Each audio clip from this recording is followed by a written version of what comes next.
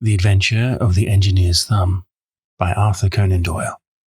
Read by Mark Young. Of all the problems which have been submitted to my friend Mr. Sherlock Holmes for solution during the years of our intimacy, there were only two which I was the means of introducing to his notice, that of Mr. Hatherley's thumb and that of Colonel Warburton's madness. Of these, the latter may have afforded a finer field for an acute and original observer, but the other was so strange in its inception and so dramatic in its details that it may be the more worthy of being placed upon record, even if it gave my friend fewer openings for those deductive methods of reasoning by which he achieved such remarkable results. The story has, I believe, been told more than once in the newspapers, but like all such narratives, its effect is much less striking when set forth en bloc in a single half-column of print than when the facts slowly evolve before your own eyes, and the mystery clears gradually away as each new discovery furnishes a step which leads on to the complete truth. At the time, the circumstances made a deep impression upon me, and the lapse of 2 years has hardly served to weaken the effect. It was in the summer of 1889, not long after my marriage, that the events occurred which I am now about to summarize. I had returned to civil practice and had finally abandoned Holmes in his Baker Street rooms, although I continually visited him and occasionally even persuaded him to forego his bohemian habits so far as to come and visit us. My practice had steadily increased, and as I happened to live at no very great distance from Paddington Station, I got a few patients from among the officials. One of these, whom I had cured of a painful and lingering disease, was never weary of advertising my virtues, and of endeavouring to send me on every sufferer over whom he might have any influence. One morning, at a little before 7 o'clock, I was awakened by the maid tapping at the door to announce that 2 men had come from Paddington and were waiting in the consulting room. I dressed hurriedly, for I knew by experience that railway cases were seldom trivial, and hastened downstairs. As I descended, my old ally, the guard, came out of the room and closed the door tightly behind him. "I've got him here," he whispered, jerking his thumb over his shoulder. "He's all right." "What is it then?" I asked, for his manner suggested that it was some strange creature which he had caged up in the room. "It's a new patient," he whispered. "I thought I'd bring him round myself, and then he couldn't slip away. There he is, all safe and sound. I must go now, doctor. I have my duties, just the same as you." And off he went, this trusty tout, without even giving me time to thank him. I entered my consulting room, and found a gentleman seated by the table. He was quietly dressed in a suit of heather tweed, with a soft cloth cap, which he had laid down upon my books. Round one of his hands he had a handkerchief wrapped, which was mottled all over with bloodstains. He was young, not more than 25, I should say, with a strong, masculine face, but he was exceedingly pale, and gave me the impression of a man who was suffering from some strong agitation, which it took all his strength of mind to control. "I'm sorry to knock you up so early, doctor," said he, "but I have had a very serious accident during the night. I came in by train this morning, and on inquiring at Paddington as to where I might find a doctor, a worthy fellow very kindly escorted me here. I gave the maid a card, but I see that she has left it upon the side table." I took it up and glanced at it. "Mr. Victor Hatherley, hydraulic engineer, 16A Victoria Street, 3rd floor." That was the name, style, and abode of my morning visitor. "I regret that I have kept you waiting," said I, sitting down in my library chair. "You are fresh from a night journey, I understand, which is in itself a monotonous occupation." "Oh, my night could not be called monotonous," said he, and laughed. He laughed very heartily with a high, ringing note, leaning back in his chair and shaking his sides. All my medical instincts rose up against that laugh. "Stop it," I cried. "Pull yourself together." And I poured out some water from a carafe. It was useless, however. He was off in one of those hysterical outbursts which come upon a strong nature when some great crisis is over and gone. Presently, he came to himself once more, very weary and blushing hotly. "I have been making a fool of myself," he gasped. "Not at all. Drink this." I dashed some brandy into the water, and the colour began to come back to his bloodless cheeks. "That's better," said he. "And now, Doctor, perhaps you would kindly attend to my thumb, or rather to the place where my thumb used to be." He unwound the handkerchief and held out his hand. It gave even my hardened nerves a shudder to look at it. There were 4 protruding fingers and a horrid red spongy surface where the thumb should have been. It had been hacked or torn right out from the roots. "Good heavens," I cried. "It's a terrible injury. It must have bled considerably." "Yes, it did. I fainted when it was done, and I think that I must have been senseless for a long time. When I came to, I found that it was still bleeding, so I tied one end of my handkerchief very tightly around the wrist and braced it up with a twig." "Excellent. You should have been a surgeon." "It is a question of hydraulics, you see, and came within my own province." "This has been done," said I, examining the wound, "by a very heavy and sharp instrument." "A thing like a cleaver," said he. "An accident, I presume?" "By no means." "What, a murderous attack?" "Very murderous indeed." "You horrify me." I sponged the wound, cleaned it, dressed it, and finally covered it over with cotton wadding and carbolized bandages. He lay back without wincing, though he bit his lip from time to time. "How is it?" I asked when I had finished. "Capital. Between your brandy and your bandage, I feel a new man. I was very weak, but I have had a good deal to go through." "Perhaps you had better not speak of the matter. It is evidently trying to your nerves." "Oh no, not now. I shall have to tell my tale to the police, but between ourselves, if it were not for the convincing evidence of this wound of mine, I should be surprised if they believed my statement, for it is a very extraordinary one, and I have not much in the way of proof with which to back it up, and even if they believe me, the clues which I can give them are so vague that it is a question whether justice will be done." "Huh!" cried I. "If it is anything in the nature of a problem which you desire to see solved, I should strongly recommend you come to my friend, Mr. Sherlock Holmes, before you go to the official police." "Oh, I have heard of that fellow," answered my visitor, "and I should be very glad if he could take the matter up. Though, of course, I must use the official police as well. Would you give me an introduction to him?" "I'll do better. I'll take you round to him myself." "I should be immensely obliged to you." "We'll call a cab and go together. We shall just be in time to have a little breakfast with him. Do you feel equal to it?" "Yes, I shall not feel easy until I have told my story." "Then my servant will call a cab, and I shall be with you in an instant." I rushed upstairs, explained the matter shortly to my wife, and in 5 minutes was inside a hansom, driving with my new acquaintance to Baker Street.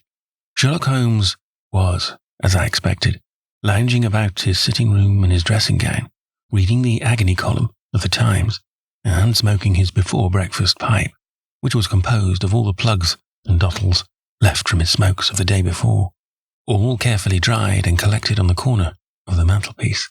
He received us in his quietly genial fashion, ordered fresh rashers and eggs, and joined us in a hearty meal. When it was concluded, he settled our acquaintance upon the sofa, placed a pillow beneath his head, and laid a glass of brandy and water within his reach. "It is easy to see that your experience has been no common one, Mr. Hatherley," said he. "Pray, lie down there and make yourself absolutely at home.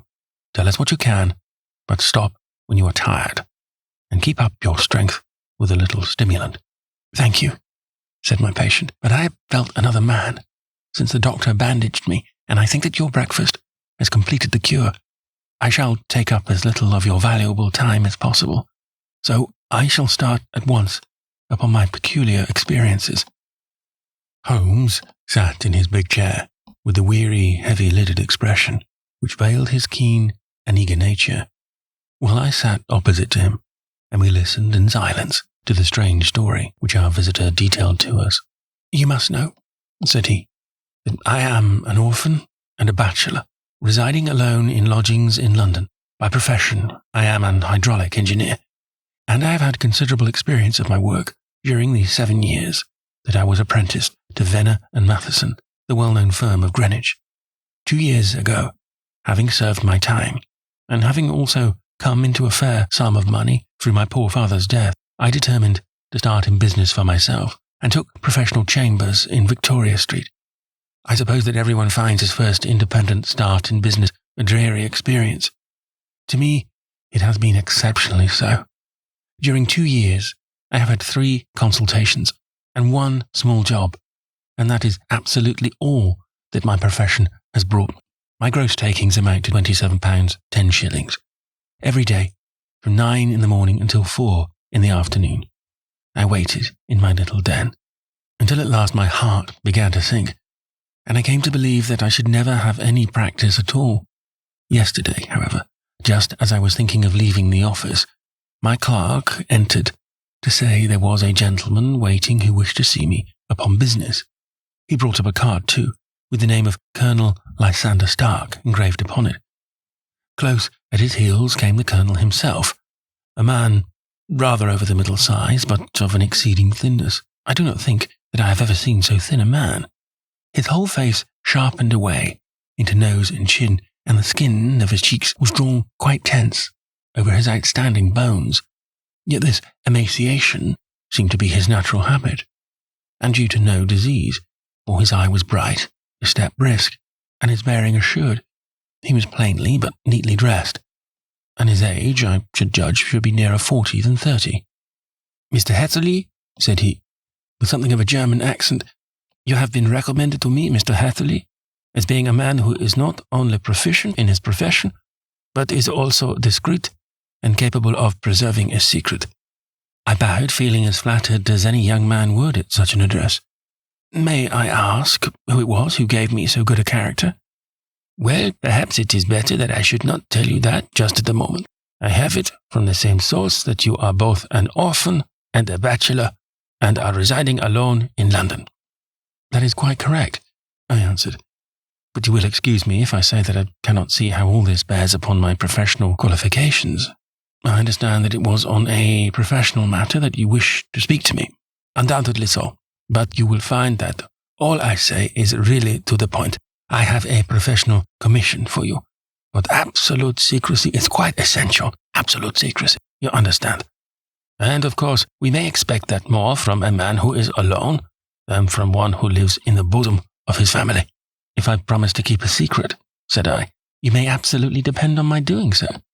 He looked very hard at me as I spoke, and it seemed to me that I had never seen so suspicious and questioning an eye. "Do you promise, then?" said he at last. "Yes, I promise. Absolute and complete silence before, during, and after? No reference to the matter at all, either in word or writing." "I have already given you my word." "Very good." He suddenly sprang up, and darting like lightning across the room, he flung open the door. The passage outside was empty. "That's all right," said he, coming back. "I know that clerks are sometimes curious as to their master's affairs. Now we can talk in safety." He drew up his chair very close to mine, and began to stare at me again, with the same questioning and thoughtful look. A feeling of repulsion and something akin to fear had begun to rise within me. The strange antics of this fleshless man, even my dread of losing a client, could not restrain me from showing my impatience. "I beg that you will state your business, sir," said I. "My time is of value." Heaven forgive me for that last sentence, but the words came to my lips. "How would 50 guineas for a night's work suit you?" he asked. "Most admirably." "I say a night's work, but an hour's would be near the mark. I simply want your opinion about a hydraulic stamping machine which has got out of gear. If you show us what is wrong, we shall soon set it right ourselves. What do you think of such a commission as that?" "The work appears to be light and the pay munificent." "Precisely so. We shall want you to come tonight by the last train." "Where to?" "To Iford in Berkshire. It is a little place near the borders of Oxfordshire and within 7 miles of Reading. There is a train from Paddington which will bring you there at about 11:15. "Very good. I shall come down in a carriage to meet you." "There is a drive, then?" "Yes, our little place is quite out in the country. It is a good 7 miles from Iford station." "Then we can hardly get there before midnight. I suppose there would be no chance of a train back. I should be compelled to stop the night?" Yes, we could easily give you a shakedown." "That is very awkward. Could I not come at some more convenient hour?" "We have judged it best that you should come late. It is to recompense you for any inconvenience that we are paying to you, a young and unknown man, a fee which would buy an opinion from the very heads of your profession. Still, of course, if you would like to draw out of the business, there is plenty of time to do so." I thought of the 50 guineas and of how very useful they would be to me. "Not at all," said I. "I shall be very happy to accommodate myself to your wishes. I should like, however, to understand a little more clearly what it is that you wish me to do." "Quite so. It is very natural that the pledge of secrecy which we have exacted from you should have aroused your curiosity. I have no wish to commit you to anything without your having it all laid before you. I suppose that we are absolutely safe from eavesdroppers." "Entirely." "Then the matter stands thus. You are probably aware that Fuller's earth is a valuable product, and that it is only found in 1 or 2 places in England." "I have heard so." "Some little time ago I bought a small place, a very small place within 10 miles of Reading. I was fortunate enough to discover that there was a deposit of Fuller's earth in one of my fields. On examining it, however, I found that this deposit was a comparatively small one, and that it formed a link between 2 very much larger ones upon the right and left, both of them, however, in the grounds of my neighbours. These good people were absolutely ignorant that their land contained that which was quite as valuable as a gold mine. Naturally, it was to my interest to buy their land before they discovered its true value, but unfortunately I had no capital by which I could do this. I took a few friends into the secret, however, and they suggested that we should quietly and secretly work our own little deposit, and that in this way we should earn the money which would enable us to buy the neighboring fields. This we have now been doing for some time. And in order to help us in our operations, we erected an hydraulic press. This press, as I have already explained, has got out of order, and we wish your advice upon the subject. We guard our secret very jealously, however, and if it once became known that we had hydraulic engineers coming to our little house, it would soon rouse inquiry, and then, if the facts came out, it would be goodbye to any chance of getting these fields and carrying out our plans. That is why I've made you promise me that you will not tell a human being that you are going to Eyford tonight. I hope that I make it all plain." "I quite follow you," said I. "The only point which I could not understand was what use you would make of an hydraulic press in excavating Fuller's earth, which, as I understand, is dug out like gravel from a pit." "Ah," said he carelessly, "we have our own process. We compress the earth into bricks so as to remove them without revealing what they are. But that is a mere detail. I have taken you fully into my confidence now, Mr. Hatherley, and I have shown you how I trust you." He rose as he spoke. "I shall expect you then, at Eyford, at 11:15. I shall certainly be there." And not a word to a soul. He looked at me with a last long, questioning gaze, and then, pressing my hand in a cold, dank grasp, he hurried from the room. Well, when I came to think it all over in cool blood, I was very much astonished, as you may both think, at this sudden commission which had been entrusted to me. On the one hand, of course, I was glad, for the fee was at least tenfold what I should have asked had I set a price upon my own services, and it was possible that this order might lead to other ones. On the other hand, the face and manner of my patron had made an unpleasant impression upon me, and I could not think that his explanation of the Fuller's earth was sufficient to explain the necessity for my coming at midnight, and his extreme anxiety lest I should tell any of my errand. However, I threw all fears to the winds, ate a hearty supper, drove to Paddington, and started off, having obeyed to the letter the injunction as to holding my tongue. At Reading, I had to change not only my carriage but my station. However, I was in time for the last train to Eyford, and I reached the little dim-lit station after 11 o'clock. I was the only passenger who got out there, and there was no one upon the platform save a single sleepy porter with a lantern. As I passed out through the wicket gate, however, I found my acquaintance of the morning waiting in the shadow upon the other side. Without a word, he grasped my arm and hurried me into a carriage, the door of which was standing open. He drew up the windows on either side, tapped on the woodwork, and away we went, as fast as the horse would go. "One horse," interjected Holmes. "Yes, only one." "Did you observe the colour?" "Yes, I saw it by the sidelights. When I was stepping into the carriage, it was a chestnut. Tired-looking or fresh? Oh, fresh and glossy. Thank you. I'm sorry to have interrupted you. Pray continue your most interesting statement. Away we went then, and we drove for at least an hour. Colonel Lysander Stark had said that it was only 7 miles, but I should think from the rate that we seemed to go, and from the time that we took, that it must have been nearer 12. He sat at my side, in silence all the time, and I was aware, more than once when I glanced in his direction, that he was looking at me with great intensity. The country roads seemed to be not very good in that part of the world, for we lurched and jolted terribly. I tried to look out of the windows to see something of where we were, but they were made of frosted glass, and I could make out nothing save the occasional bright blur of a passing light. Now and then I hazarded some remark to break the monotony of the journey, but the Colonel answered only in monosyllables, and the conversation soon flagged. At last, however, the bumping of the road was exchanged for the crisp smoothness of a gravel drive, and the carriage came to a stand. Colonel Lysander Stark sprang out, and as I followed after him, pulled me swiftly into a porch which gaped in front of us. We stepped, as it were, right out of the carriage and into the hall, so that I failed to catch the most fleeting glance of the front of the house. The instant that I had crossed the threshold, the door slammed heavily behind us, and I heard faintly the rattle of the wheels as the carriage drove away. It was pitch dark inside the house, and the Colonel fumbled about looking for matches and muttering under his breath. Suddenly, a door opened at the other end of the passage, and a long golden bar of light shot out in our direction. It grew broader, and a woman appeared with a lamp in her hand, which she held above her head, pushing her face forward and peering at us. I could see that she was pretty, and from the gloss with which the light shone upon her dark dress, I knew that it was a rich material.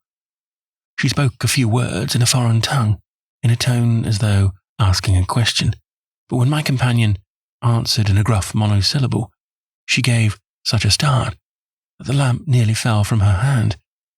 Colonel Stark went up to her, whispered something in her ear, and then, pushing her back into the room from whence she had come, he walked towards me again, with the lamp in his hand. "Perhaps you have had the kindness to wait in this room for a few minutes," said he, throwing open another door. It was a quiet little plainly furnished room with a round table in the centre, on which several German books were scattered. Colonel Stark laid down the lamp on the top of a harmonium beside the door. "I shall not keep you waiting an instant," said he, and vanished into the darkness. I glanced at the books upon the table, and in spite of my ignorance of German, I could see that 2 of them were treatises on science, the others being volumes of poetry. Then I walked across to the window, hoping that I might catch some glimpse of the countryside, but an oak shutter, heavily barred, was folded across it. It was a wonderfully silent house. There was an old clock ticking loudly somewhere in the passage, but otherwise everything was deadly still. A vague feeling of uneasiness began to steal over me. Who were these German people, and what were they doing, living in this strange, out-of-the-way place? And where was this place? I was 10 miles or so from Eyford. That was all I knew. But whether north, south, east, or west, I had no idea. For that matter, Reading and possibly other large towns were within that radius, so the place might not be so secluded after all. Yet it was certain, from the absolute stillness, that we were in the country. I paced up and down the room, humming a tune under my breath to keep up my spirits, and feeling that I was thoroughly earning my 50-guinea fee. Suddenly, without any preliminary sound, in the midst of the utter stillness, the door of my room swung slowly open. The woman was standing in the aperture, the darkness of the hall behind her, the yellow light from my lamp beating upon her eager and beautiful face. I could see at a glance that she was sick with fear, and the sight sent a chill to my own heart. She held up one shaking finger to warn me to be silent, and she shot a few whispered words of broken English at me, her eyes glancing back like those of a frightened horse into the gloom behind her. "I would go," she said, trying hard, as it seemed to me, to speak calmly. "I would go. I should not stay here. There is no good for you to do." "But, madam," said I have not yet done what I came for. I cannot possibly leave until I have seen the machine. It is not worth your while to wait," she went on. You can pass through the door. No one hinders." And then, seeing that I smiled and shook my head, she suddenly threw aside her constraint and made a step forward with her hands wrung together. "For the love of heaven," she whispered, "get away from here before it is too late." But I am somewhat headstrong by nature, and the more ready to engage in an affair when there is some obstacle in the way. I thought of my 50-guinea fee, of my wearisome journey, and of the unpleasant night which seemed to be before me. Was it all to go for nothing? Why should I slink away without having carried out my commission, and without the payment which was my due? This woman might, for all I know, be a monomaniac, with a stout bearing. Therefore, though her manner had shaken me more than I cared to confess, I still shook my head and declared my intention of remaining where I was. She was about to renew her entreaties when a door slammed overhead and the sound of several footsteps were heard upon the stairs. She listened for an instant, threw up her hands with a despairing gesture, and vanished as suddenly and as noiselessly as she had come. The newcomers were Colonel Lysander Stark and a short, thick man with a chinchilla beard growing out of the creases of his double chin, who was introduced to me as Mr. Ferguson. "This is my secretary and manager," said the Colonel. "By the way, I was under the impression that I left this door shut just now. I fear that you have felt the draught." "On the contrary," said I. "I opened the door myself because I felt the room to be a little close." He shot one of his suspicious looks at me. "Perhaps we had better proceed to the business then," said he. "Mr. Ferguson and I will take you up to see the machine." "I had better put on my hat, I suppose." "Oh, no, it is in the house." "What? You dig Fuller's earth in the house?"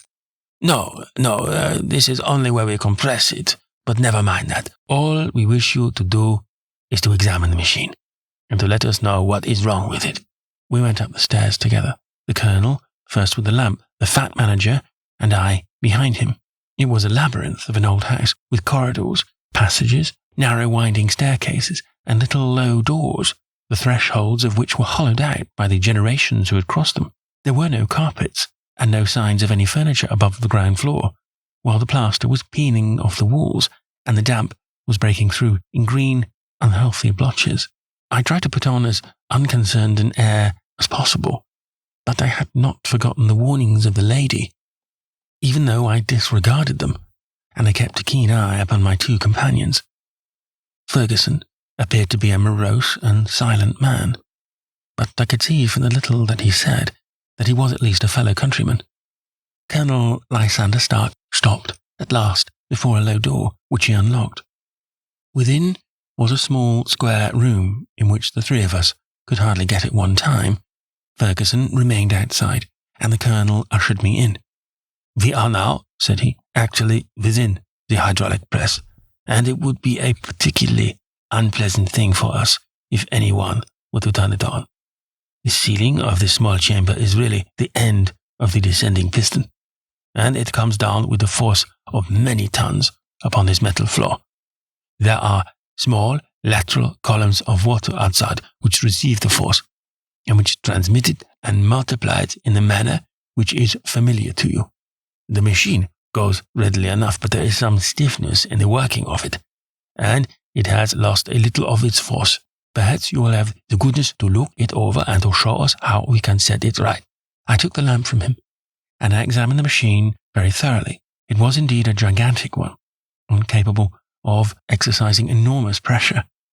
When I passed outside, however, and pressed down the levers which controlled it, I knew at once, by the whishing sound, that there was a slight leakage which allowed a regurgitation of water through one of the side cylinders. An examination showed that one of the India rubber bands, which was round the head of a driving rod, had shrunk so as not quite to fill the socket along which it worked. This was clearly the cause of the loss of power, and I pointed it out to my companions, who followed my remarks very carefully and asked several practical questions as to how they should proceed to set it right. When I had made it clear to them, I returned to the main chamber of the machine and took a good look at it to satisfy my own curiosity. It was obvious at a glance that the story of the Fuller's Earth was the merest fabrication, for it would be absurd to suppose that so powerful an engine could be designed for so inadequate a purpose. The walls were of wood, but the floor consisted of a large iron trough, and when I came to examine it, I could see a crust of metallic deposit all over it. I had stooped and was scraping at this to see exactly what it was when I heard a muttered exclamation in German and saw the cadaverous face of the Colonel looking down at me. "What are you doing there?" he asked. I felt angry at having been tricked by so elaborate a story as that which he had told me. "I was admiring your Fuller's Earth," said I. "I think that I should be better able to advise you as to your machine if I knew what the exact purpose was for which it was used." The instant that I uttered the words, I regretted the rashness of my speech. His face set hard, and a baleful light sprang up in his grey eyes. "Very well," said he. "You shall know all about the machine." He took a step backward, slammed the little door, and turned the key in the lock. I rushed towards it and pulled at the handle, but it was quite secure, and did not give in the least to my kicks and shoves. "Hello?" I yelled. "Hello, Colonel! Let me out!" And then, suddenly, in the silence, I heard a sound which sent my heart into my mouth. It was the clank of the levers and the swish of the leaking cylinder. He had set the machine at work. The lamp still stood upon the floor where I had placed it when examining the trough. By its light, I saw that the black ceiling was coming down upon me, slowly, jerkily, but as none knew better than myself, with a force which must within a minute grind me to a shapeless pulp. I threw myself, screaming, against the door, and dragged with my nails at the lock. I implored the Colonel to let me out, but the remorseless clanking of the levers drowned my cries. The ceiling was only a foot or two above my head, and with my hand upraised, I could feel its hard, rough surface. Then it flashed through my mind that the pain of my death would depend very much upon the position in which I met it. If I lay on my face, the weight would come upon my spine, and I shuddered to think of that dreadful snap. Easier the other way, perhaps, and yet had I the nerve to lie and look up at that deadly black shadow wavering down upon me? Already I was unable to stand erect, when my eye caught something which brought a gush of hope back to my heart. I have said that though the floor and ceiling were of iron, the walls were of wood. As I gave a last hurried glance around, I saw a thin line of yellow light between two of the boards, which broadened and broadened as a small panel was pushed backward. For an instant, I could hardly believe that there was indeed a door which led away from death. The next instant, I threw myself through and lay half fainting upon the other side. The panel had closed again behind me, but the crash of the lamp and a few moments afterwards the clang of the two slabs of metal told me how narrow had been my escape. I was recalled to myself by a frantic plucking at my wrist, and I found myself lying upon the stone floor of a narrow corridor, while a woman bent over me and tugged at me with her left hand, while she held a candle in her right. It was the same good friend whose warning I had so foolishly rejected. "Come, come," she cried breathlessly. "They will be here in a moment. They will see that you are not there. Oh, do not waste this so precious time, but come." This time, at least, I did not scorn her advice. I staggered to my feet and ran with her headlong along the corridor and down a winding stair. The latter led to another broad passage, and just as we reached it, we heard the sound of running feet and the shouting of two voices, one answering the other, from the floor on which we were and from the one beneath. My guide stopped and looked about her like one who was at her wit's end. Then she threw open a door which led into a bedroom, through the window of which the moon was shining brightly. "It is your only chance," said she. "It is high, but it may be that you can jump it." As she spoke, a light sprang into view at the further end of the passage, and I saw the lean figure of Colonel Lysander Stark rushing forward with a lantern in one hand and a weapon like a butcher's cleaver in the other. I rushed across the bedroom, flung open the window and looked out. How quiet and sweet and wholesome the garden looked in the moonlight, and it could not be more than 30 feet down. I clambered out upon the sill, but I hesitated to jump until I should have heard what passed between my saviour and the ruffian who pursued me. If she were ill-used, then at any risks I was determined to go back to her assistance. The thought had hardly flashed through my mind before he was at the door, pushing his way past her, but she threw her arms round him and tried to hold him back. "Fritz, Fritz," she cried in English, "remember your promise after the last time. You said it would not be again. He will be silent. Oh, he will be silent." "You are mad, Elise," he shouted, struggling to break away from her. "You will be the ruin of us. He has seen too much. Let me pass, I say." He dashed her to one side, and rushing to the window, cut at me with his heavy weapon. I had let myself go, and was hanging by the hands to the sill when his blow fell. I was conscious of a dull pain. My grip loosened, and I fell into the garden below. I was shaken, but not hurt by the fall. So I picked myself up and rushed off among the bushes as hard as I could run, for I understood that I was far from being out of danger yet. Suddenly, however, as I ran, a deadly dizziness and sickness came over me. I glanced down at my hand, which was throbbing painfully, and then, for the first time, saw that my thumb had been cut off, and that the blood was pouring from my wound. I endeavoured to tie my handkerchief round it, but there came a sudden buzzing in my ears, and next moment I fell in a dead faint among the rose bushes. How long I remained unconscious, I cannot tell. It must have been a very long time, for the moon had sunk, and a bright morning was breaking when I came to myself. My clothes were all sodden with dew, and my coat sleeve was drenched with blood from my wounded thumb. The smarting of it recalled in an instant all the particulars of my night's adventure, and I sprang to my feet with the feeling that I might hardly yet be safe from my pursuers. But to my astonishment, when I came to look around me, neither house nor garden were to be seen. I had been lying in an angle of the hedge close by the high road, and just a little lower down was a long building, which proved, upon my approaching it, to be the very station at which I had arrived upon the previous night. Were it not for the ugly wound upon my hand, all that had passed during those dreadful hours might have been an evil dream. Half dazed, I went into the station and asked about the morning train. There would be one to Reading in less than an hour. The same porter was on duty, I found, as had been there when I arrived. I inquired of him whether he had ever heard of Colonel Lysander Stark. The name was strange to him. Had he observed a carriage the night before waiting for me? No, he had not. Was there a police station anywhere near? There was one about 3 miles off. It was too far for me to go. Weak and ill as I was, I determined to wait until I got back to town before telling my story to the police. It was a little past 6 when I arrived, so I went first to have my wound dressed, and then the doctor was kind enough to bring me along here. I put the case into your hands, and shall do exactly what you advise.